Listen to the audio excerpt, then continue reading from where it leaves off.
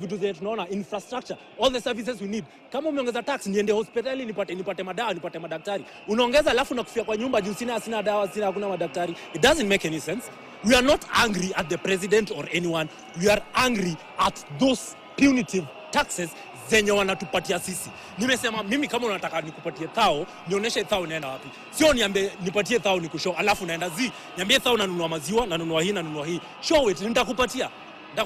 But mmeona Gen Zs, my friends, hawa watu tulikuwa tumwadharau. It's about time. This is the revolution we wanted.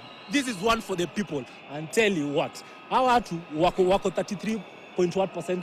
Tukiongezeka millennials, we are over 55%. President anahitaji kura ngapi aingie kwa nini? Kwa president 50%. So this is a wake up call to all of them. Wacha niwaambie, it's about time. Juu tumekuja hapa, watu wamejiamini hizi mask, tumebeba masimu na maji hapa nyuma. Polisi unakuja kunipiga tear gas. Unanipiga tear gas hata sijarusha mawe. Kuna demonstrations zingine watu wao funga manyumba tao. Around hii hizo manyumba zinakuwa zimefungwa ndio zinatusaidia sisi wanatuhaba. Why? Because we are peaceful. We are demonstrating for them. Huyu karao analipagwa pesa ngapi? Kuna karao anaweza afford kupeleka mtoto private school. Kuna karao anaweza afford kununua gari. Kuna karao anaweza afford kulipa nyumba. Hiyo pesa yote unadhani wanalipagwa, hiyo pesa inaendaga wapi? Kama mtu analipoti sema kama 30,000, how much is 30,000? Hiyo kitu hata chakula yenyewe inatosha. Ndio maana watu wanashinda kuchukua hongo kila place wanachukua. We are fighting for them too. Hao watu wanaishi wapi? Waliambiwa wanaishi kwa geometrical set. Nyumba ni ya mabati. Nakwambia fungua ama nikuje na nyundo. Nikipiga nyundo nikinunua na nyumba yako napeleka Grogo na uza scrape. Bado unasema hiyo ni maisha unataka kuishi. Huyo mtoto wako mwenye yako hapo unashindwa kulipa school fees, tunampigania sisi wote. Hatutupigania sisi. We are fighting for this generation and the generation which will come later. Nataka mtoto wangu akikuja afike place anaweza afford kuishi. Si ati anafika 18 anaanza kutafuta visa aende majuu aende kafanye kazi huko. Tuko na watu wengi sana wameenda majuu wenye wanaweza rudisha that hiyo skill wako nayo na knowledge wakirudisha hapa. Tutaibuild sana. Ni vitu mingi sana tunapinga. Si ati tuko na ubaya na mtu. Ruto alichaguliwa na watu, hakujichagua. Watu walikuwa wanamwamini. But now ukianza kutubebesha mzigo yewezani, bro, haitaweza. So for me I just have one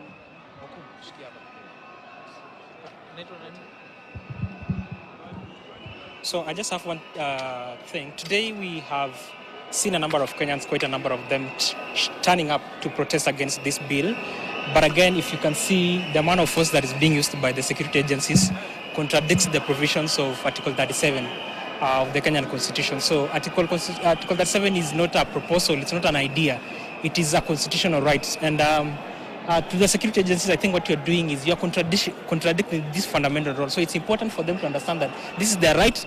The young people are peaceful. As you've seen, they're so peaceful, they're not throwing stones. So it's important. They're here today to reject the bill. And we are asking that, please, the government of Kenya, please make sure that you're able to your responsibility to provide security for the peaceful protesters. So thank you so much. What I want to say is I'm very disappointed with William Samoei Ruto as our president. First of all, I'm a student in Kenya Aeronautical College, and most of the people who even graduated hawana kazi and really want to tax them. Watapata wapi hiyo pesa? Kitu ya pili, mambo ya tu ya kutax pads. Kuna watu wengine who go through like a week, watapata hiyo pesa aje? Hiyo siku mvua ilikuwa inanyesha, kuna watu wengine wangeweza kukaa kwa hizo nyumba zao. Jumaji ilikuwa hapo. Umework in that? Have you work? Au jana like ujafanya kitu yote. Kuna wengine wajaenda shule and you really want to put money on your account. That's so fair, unfair to them. And even unfair to huyu MP Gloria Wafula. Alikuwa ameenda parliament akitoka damu akisema free pads. Sasa nilimwona juzi ana support the taxation of the pads. Why would you do that? We are Kenyans. Mimi sijakata hiyo bill, lakini why would you tax cancer treatment? Pads? Why? It's unfair. We should stop and we should work hard. Yes, Yeah, what you have seen there is the demography still stays entirely majorly the Gen Zs, and one of the ladies just saying you cannot tax the unemployed, all right? You cannot tax the unemployed. We have Daniel Kariuki at the Parliament, and he wants to give us the latest updates. But before that, it's also important to understand that the department, or rather the Treasury, has warned of budget cuts if the Finance Bill 2024 is not approved, all right? Now, the Treasury has spoken Education and the Department of Energy will take the biggest cut, with about 21.7 billion shillings slash in its budget that will affect the last mile connectivity in constituencies. You asking what is the impact of what Kenyans are pushing for? According to the CS Ndungu, the other biggest loser will be the confirmation of the junior secondary school JSS teachers who were just on the streets the other day, with the Teacher Service Commission TSC set to lose 18.9 billion shillings. Also, the State Department of Higher Education will be hit with a 8.3 billion shillings cut that will, among other things, reduce allocations to the Help Education Loans Board. Let me cross over to Daniel Karaoke. You have been pitching a tent at the Parliament. What is happening? We are expecting the parliamentarians to vote this afternoon. Are they beginning to make their way back to the buildings? Good afternoon.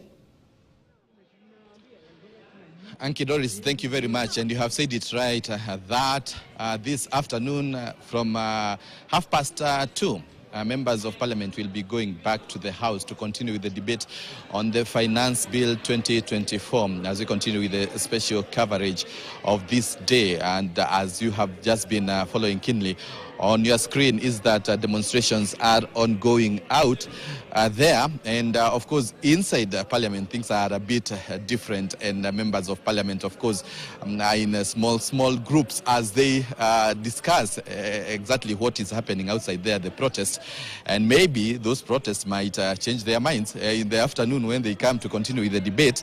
I want to engage the Starehe member of Parliament, Amos, so that he can tell us if indeed you have been following what is happening out there. And of course, the Kenyans are pushing to see if they can occupy Parliament. What's your take about what is going on out there before we talk about maybe some of the issues that we are looking forward this afternoon? Thank you so much, and I want to add my voice to this. We've seen what Kenyans are doing out there, and the message they are sending is loud and clear, that they really are rejecting this finance bill, this punitive finance bill. And me, as a member of Parliament for Starehe constituency, I support them, because the ongoings that are happening inside Parliament do not look good for the Kenyan Mwananchi. There is a lot of lobbying that has been done by the government side, and they intend on passing this punitive bill. And it is upon us as Kenyans to stand up and say no to this